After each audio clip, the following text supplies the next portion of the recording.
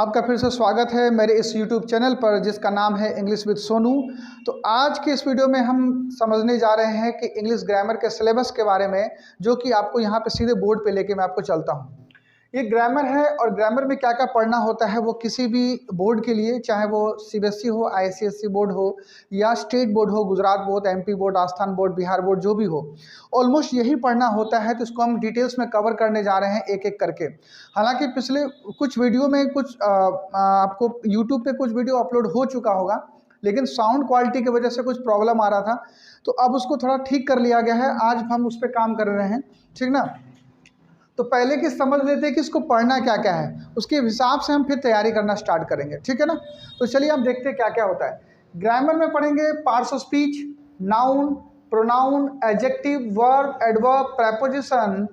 उसका बाद हमारा है कंजंक्शन, इंटरजेक्शन और आर्टिकल्स के बारे में पढ़ेंगे। हालांकि आर्टिकल्स और एडजेक्टिव एक ही हुआ और ये डिटर्मिनर कहता है वो एक ही होता है, उसी के अंतर्गत आता है, ठीक ना। आगे है टाइम एंड टेंस के बारे में जानेंगे। मॉडल हेल्पिंग वर्ब क्या होता है, voice, narration, question tag, subject verb agreement कहें या कंकर्ड कहें या सिंटेक्स कहें, ये एक ही नाम है। उसका नाम अलग अलग है, जैसे एक ही लोगों का दो तीन नाम होता है तो अलग अलग है, इसको कवर करेंगे। उसका इन्फिनेटिव क्या होता है, इन्फिनेटिव होना चाहिए, हाँ। इन्फिनेटिव क्या होता है, जेरेंड क्या होता है, क्लॉज क्या होता है, डिग्री, कॉम्बिनेशन या degree of comparison, combination, determinants क्या होता है, इसके बारे में जानेंगे। तो ये हमारा एक ओवरव्यू हो गया ग्रामर के बारे में, जो हम इसको कवर करने वाले हैं एक एक करके, ठीक। ये हमारा ग्रामेटिकल पार्ट। एक होता है नॉन ग्रामेटिकल पार्ट।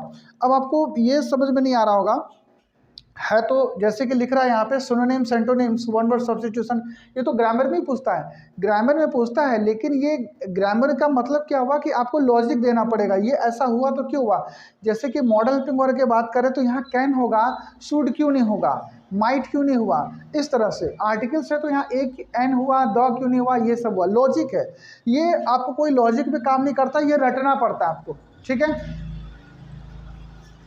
जैसे कि सिनोनिम्स है, एंटोनिम्स है, वन वर्ड सब्स्टिट्यूशन है, इडियम्स एंड फ्रेजेज है, स्पेलिंग करेक्शन है, सेंटेंस करेक्शन है, ट्रांसलेशन है, use of it, use of their का यूज सिखाया जाएगा। पॉजिटिव वर्ब्स है जो 5 होते हैं, फ्रेजल वर्ब्स है, फिलर्स है। हालांकि फिलर्स जो है, although fillers are used in spoken English, ये स्पोकन इंग्लिश में यूज होता है, ठीक। फिर भी ये आपको बता दिया जाएगा। ट्रांसलेशन का फॉर्मेशन आपको कैसे शुरू से लेके बेसिक्स टू एडवांस आपको चलेगा, ठीक है। तो हम उसको कवर करने वाले हैं 1 बाय 1। तो ये समझ लेना है, एक एक करके कवर करेंगे। और जो मेरे YouTube का पैटर्न है वो है आपका, जैसे कि पहले की ग्रामर है, उसके बाद हमारा ट्रांसलेशन पे कवर होता है, उसके बाद स्पोकन इंग्लिश है, ठीक है। तो जो बेसिक से लेके आगे लेवल तक करना चाहते हैं 10+2 तक एटलीस्ट कंपटीशन तक, तो ग्रामर ये बेसिक से आपको चलता रहेगा। 2-3 वीडियो आपको एक दिन में 2-3 वीडियो अपलोड होता रहेगा, ताकि जल्दी से जल्दी इसको कवर किया जा सके। हालांकि बहुत सारा वीडियो अपलोड हुआ है, उसमें कुछ साउंड क्वालिटी की वजह से वो रुक गया है, मतलब उसमें व्यूज़ नहीं आ रहे हैं। अब से ये नहीं होने वाला है, ठीक है।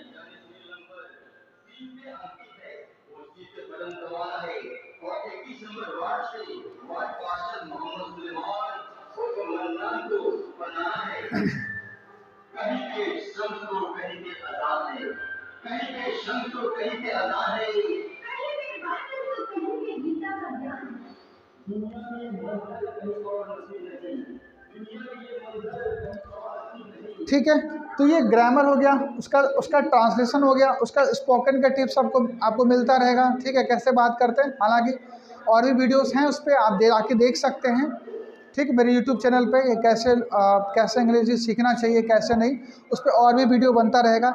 ये पैटर्न है, बिल्कुल ऐसा पैटर्न है कि एक ही प्लेटफॉर्म पे आपको ग्रामर, ट्रांसलेशन और स्पोकन इंग्लिश ये चलता रहता है, ठीक है। तो मिलते हैं नेक्स्ट वीडियो में, टिल देन टेक। और हाँ सॉरी, इसका तो आपको स्क्रीनशॉट लेना ज़रूरी है, आप देख लीजिए इसका स्क्रीनशॉट।